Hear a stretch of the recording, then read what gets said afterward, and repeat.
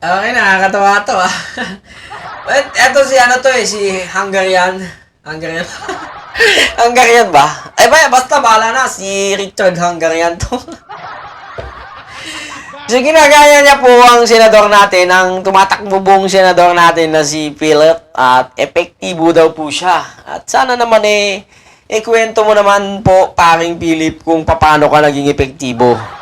At paano ka magiging epektibo, ha?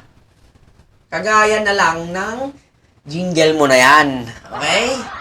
Boss Philip, kwento mo naman kung anong gagawin mo pag ikaw ay senador. Okay?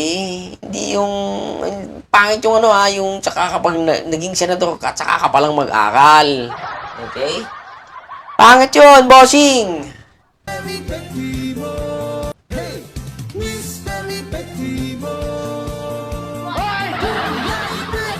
Senado, Mr. Epektibo. Hey, Mr. Epektibo. Kuya Ite, sa Senado, Mr. Epektibo. Hey, Mr. Epektibo. Paano ka magiging epektibo? Ah.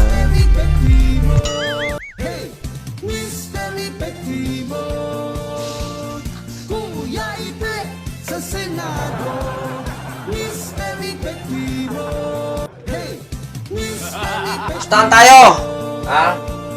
Wag.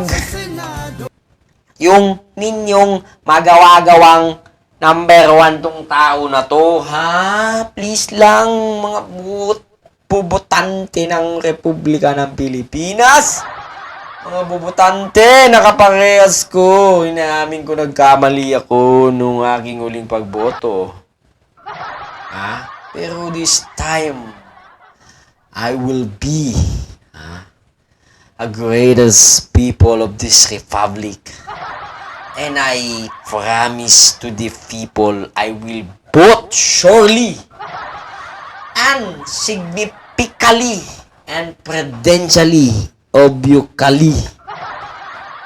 I will vote for my conscience, not the party or whatever endorse to any one politician or artist. Okay? So, that's more Mr. Epektibo. Paano ka magiging epektibo? Gago daw.